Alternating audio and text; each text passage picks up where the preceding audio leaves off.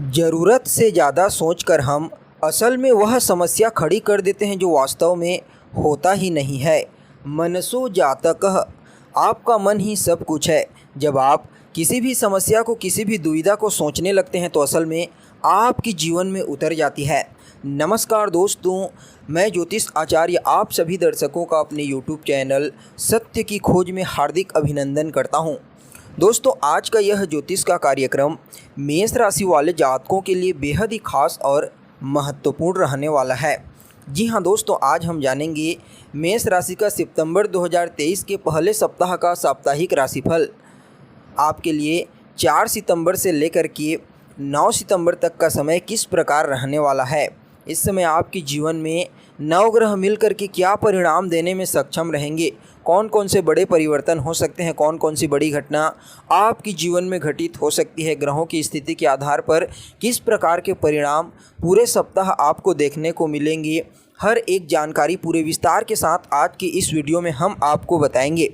इसलिए दोस्तों, अगर आप भी एक मेष राशि के जातक हैं तो वीडियो को बिल्कुल भी मिस ना करें और अंत तक देखिए। दोस्तों, यह जो कार्यक्रम है यह आपकी जन्म राशि यानी कि चंद्र राशि पर आधारित है। अगर आपको अपनी जन्म राशि मालूम नहीं है तो आप इसे अपनी प्रचलित नाम राशि के आधार पर समझ सकते हैं। तो दोस्तों, जब सितंबर का पहला सप्ताह शुरू होगा तो आपके लिए ग्रहों की स्थिति कुछ इस प्रकार से रहेगी। ध्यान से समझिए। लग्न में ही देवगुरु बृहस्पति के साथ राहु महाराज पूरे सप्ताह गोचर करेंगे, जबकि चतुर्थ भाव में शुक्र की स्थिति देखने को मिलेगी। इसके अलावा पंचम भाव में बुध और सूर्य बुधादित्य नामक राजयोग बना करके गोचर करेंगे। वहीं छठे भाव में मंगल की स्थिति पूरे सप्ताह देखने को मिलेगी। इसके अलावा सप्तम भाव में केतु महाराज पूरे सप्ताह गोचर करेंगे, जबकि लाभ भाव में एकादश भाव में खुद न्याय के दाता शनिदेव पूरे सप्ताह गोचर करेंगे। तो दोस्तों, यह तो हो गई आपके लिए नवग्रह की स्थिति पहले सप्ताह के लिए। अब चलिए जान लेते हैं यह नवग्रह मिलकर के आपको क्या परिणाम देने में सक्षम रहेंगे। दोस्तों, इन नवग्रहों का एनालिसिस करके आपके लिए कुछ महत्वपूर्ण भविष्यवाणी तैयार की गई है। अब आपको बड़े ध्यान से इन भविष्यवाणियों को सुनना है। तो सबसे पहली और महत्वपूर्ण भविष्यवाणी आपके स्वास्थ्य को लेकर के है।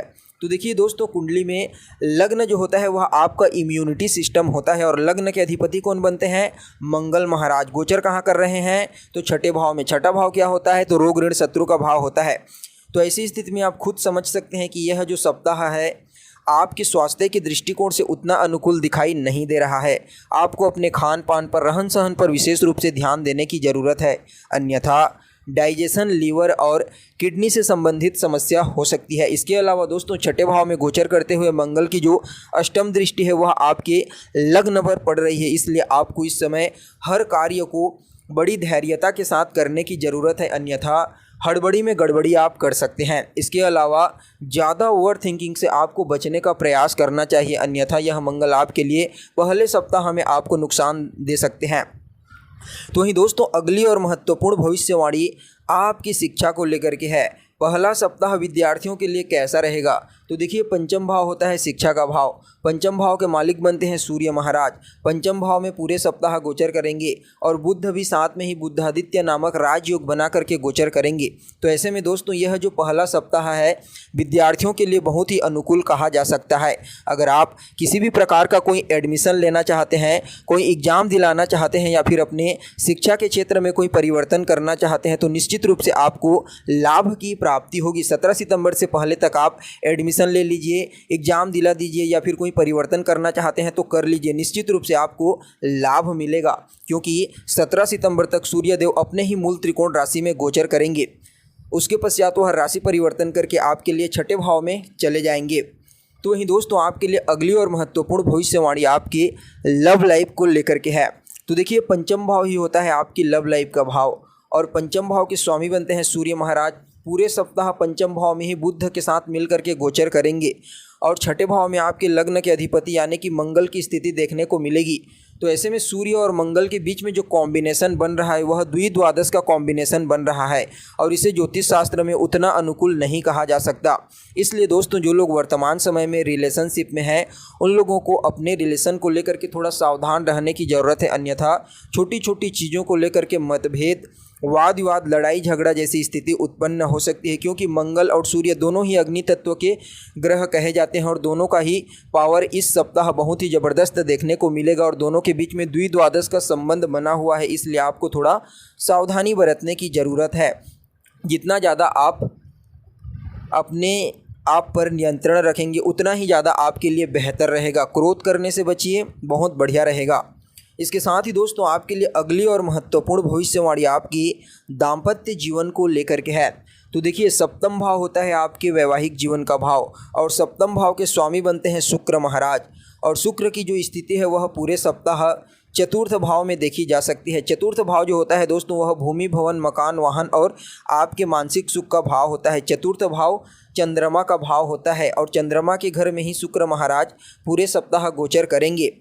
हालांकि देखा जाए तो केंद्र में बैठे हुए हैं इसलिए शुक्र की स्थिति अच्छी है, लेकिन सप्तम भाव में केतु का प्रभाव रहेगा और लग्न में बैठे हुए देवगुरु बृहस्पति और राहु का प्रभाव भी आपकी सप्तम भाव पर पूरे सप्ताह दृष्टिगोचर होगा।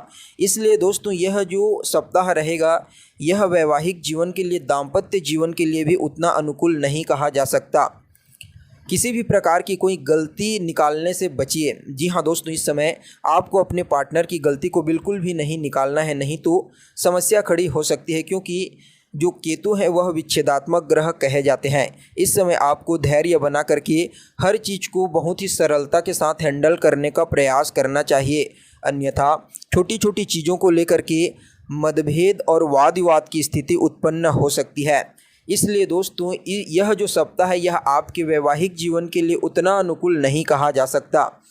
इसके साथ ही अगर आप शनि देव के बीज मंत्र का उच्चारण करते हैं और केतु के बीज मंत्र का उच्चारण करते हैं तो यह आपके दाम्पत्य जीवन को कुछ हद तक नुकसानदेह नहीं रहेंगे, यानी कि ठीक ठाक करने का प्रयास करेंगे। तो ही दोस्तों अगली और महत्वपूर्ण भविष्यवाणी आपकी भाग्य, करियर और बिजनेस को लेकर के है, क्योंकि बहुत सारे लोगों के मन में यह प्रश्न होता है कि हमारा भाग्य साथ क्यों नहीं दे रहा है, हमारा भाग्य साथ कब देगा। तो देखिए दोस्तों, सिर्फ ग्रह गोचर के आधार पर ही आप यह नहीं समझ सकते कि आपका भाग्य कब आपका साथ देगा। सबसे पहले तो आपको अपने जन्म कुंडली में भाग्य स्थान को अच्छे से जानना होगा। उसके पश्चात यह देखना होगा कि आपके भाग्य स्थान के मालिक गोचर कुंडली में कहाँ ट्रांजिट करेंगे तो आपको लाभ प्रदान करेंगे। जब इस प्रकार से आप समझेंगे तो निश्चित रूप से आपको मालूम हो जाएगा कि आपका भाग्य कब कब आपका साथ देगा। तो देखिए दोस्तों, आपकी कुंडली में भाग्य भाव के स्वामी बनते हैं देवगुरु बृहस्पति और पूरे महीने लग्न भाव में ही गोचर करेंगे। तो ऐसे में देखा जाए तो यह तो केंद्र त्रिकोण राजयोग बन जाएगा और देवगुरु बृहस्पति लग्न में बैठ करके अपने ही भाव यानी कि भाग्य भाव को देखेंगे। तो ऐसे में भाग्य में वृद्धि करने का पूर्ण प्रयास करेंगे, हर कार्य को भाग्य की बदौलत कराने का प्रयास करेंगे। लेकिन यहाँ पर राहु का प्रभाव भी देखने को मिलेगा। राहु सबसे पहले तो देवगुरु बृहस्पति को ग्रहण लगा करके उन्हें चांडाल दोष से पीड़ित कर रहे हैं, उसके पश्चात उनकी जो शुभता है उसमें कमी ला रहे हैं। तो ऐसे में जो चीज़ आपको देवगुरु बृहस्पति पहले सप्ताह दे सकते थे उनमें राहु कटौती अवश्य करेंगे। जी हाँ दोस्तों, जो भी कार्य आप करेंगे, जो भी आपका प्रोजेक्ट है, चाहे कार्यस्थल का हो या फिर कोई नया कार्य शुरू करना चाहते हैं, तो यह जो राहु है ना, यह आपके भाग्य में रोड़े अटकाने का कार्य करेंगे।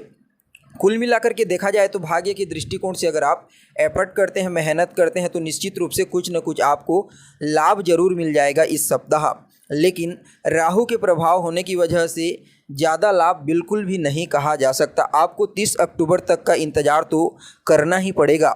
जब राहु 30 अक्टूबर को राशि परिवर्तन करेंगे उसके पश्चात आपके जीवन में भाग्य वृद्धि का समय प्रारंभ हो जाएगा, क्योंकि देवगुरु बृहस्पति अपने ही भाव को दृष्टिगोचर करेंगे पूर्ण बलवान होकर के। तो ऐसे में दोस्तों आपको अवश्य ही भाग्य का साथ देखने को मिलेगा। लेकिन अभी आपको थोड़ा सा संभल कर रहने की ज़रूरत है, क्योंकि हर चीज़ में आपको थोड़ा नुकसान ही देखने को मिलेगा।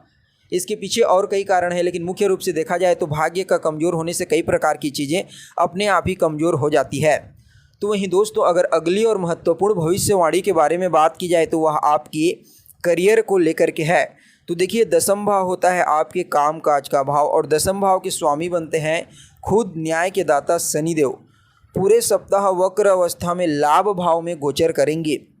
तो ऐसे में तो स्पष्ट रूप से कहा जा सकता है कि कार्य क्षेत्र के दृष्टिकोण से यह जो सप्ताह होगा बहुत ही अनुकूल होगा, क्योंकि लाभ भाव में शनि महाराज गोचर करेंगे। तो ऐसे में आपके पास कुछ ज़्यादा ही कामकाज आ सकता है, कुछ बड़े प्रोजेक्ट में कार्य करने का मौका मिल सकता है, लेकिन प्रॉफिट भी आपको उसी के मुताबिक देखने को मिलेगा। लेकिन दोस्तों इस समय आपको कार्य क्षेत्र में कुछ परिवर्तन करने के बारे में आप विचार कर सकते हैं। साथ ही कामकाज को लेकर के मार्केट बहुत अच्छा दिखाई दे रहा है, प्रमोशन होने के योग बने हुए हैं, लेकिन आपके कार्यस्थल पर कुछ पॉलिटिक्स हो सकते हैं, बहसबाजी हो सकती है, इसका आपको थोड़ा सा ध्यान रखना है। इसके साथ ही दोस्तों आपको अपने अंदर धैर्य बना करके रखना बहुत आवश्यक है, क्योंकि मंगल की दृष्टि लग्न के ऊपर पड़ रही है, अन्यथा आप हड़बड़ी में गड़बड़ी कर सकते हैं। तो दोस्तों यह तो हो गई आपके करियर की बात। अब चलिए जान लेते हैं बिजनेस व्यापार के लिए सितंबर महीने का पहला सप्ताह कैसा रहेगा। यह आपके लिए अंतिम और महत्वपूर्ण भविष्यवाणी होगी। तो देखिए दोस्तों, जो सप्तम भाव होता है वह आपके बिजनेस व्यापार का भाव होता है। सप्तम भाव के स्वामी बनते हैं शुक्र महाराज। पूरे सप्ताह चतुर्थ भाव में चंद्रमा के घर में गोचर करेंगे। तो ऐसे में एक केंद्र के स्वामी होकर के दूसरे केंद्र में गोचर करेंगे, तो यह ज्योतिष शास्त्र के अनुसार बहुत ही अच्छी स्थिति कही जा सकती है। तो जो लोग बिजनेस व्यापार करते हैं उनके लिए भी यह समय बहुत ही अनुकूल कहा जा सकता है। यह जो पहला सप्ताह होगा, अगर आप किसी भी प्रकार का कोई निवेश करने के बारे में सोच रहे हैं या फिर किसी भी प्रकार का कोई कंपनी खोलने के बारे में सोच रहे हैं, इंफ्रास्ट्रक्चर के क्षेत्र में निवेश करना चाहते हैं या फिर कुछ मैन्युफैक्चरिंग करना चाहते हैं, तो उसके लिए ठीक है समय, क्योंकि शनिदेव की स्थिति लाभ भाव में देखने को मिल रही है और सप्तम भाव के जो स्वामी हैं वह चतुर्थ भाव से आपके कर्म क्षेत्र को दृष्टिगोचर कर रहे हैं। और बुध की स्थिति भी पंचम भाव में पूरे सप्ताह अपने पिता सूर्य के साथ देखने को मिलेगी। तो ऐसी स्थिति में अगर शनि, बुध और शुक्र के पोजीशन को देखा जाए तो व्यापारियों के लिए यह जो पहला सप्ताह रहेगा बढ़िया नज़र आ रहा है। उन लोगों को अपने कामकाज में अच्छी खासी प्रॉफिट देखने को मिलेगी। इसके साथ ही कुछ नई चीज़ें, कुछ नए आइडियाज़ उन लोगों को अपने कार्य क्षेत्र में अवश्य इम्प्लीमेंट करना चाहिए। अगर ऐसा करते हैं तो निश्चित रूप से आने वाले समय में उन लोगों को ज़बरदस्त सफलता की प्राप्ति होगी।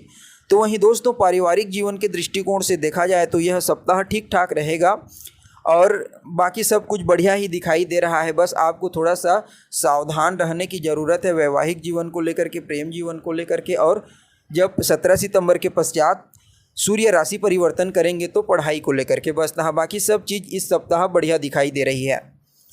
तो दोस्तों अब चलिए जान लेते हैं आपको कौन सा उपाय करना चाहिए इस सप्ताह को बेहतर बनाने के लिए। तो सबसे पहले तो आपको मंगल के बीज मंत्र का उच्चारण करना चाहिए, सूर्य के बीज मंत्र का उच्चारण करना चाहिए और देवगुरु बृहस्पति के बीज मंत्र का उच्चारण करना चाहिए। इसके साथ ही आप सूर्य भगवान को नियमित रूप से अर्घ्य प्रदान कीजिए। तो दोस्तों कैसी लगी आपको जानकारी कमेंट करके बताइए। फिर मिलेंगे एक नए और ताज़ा एपिसोड में, तब तक के लिए इजाज़त दीजिए। नमस्कार।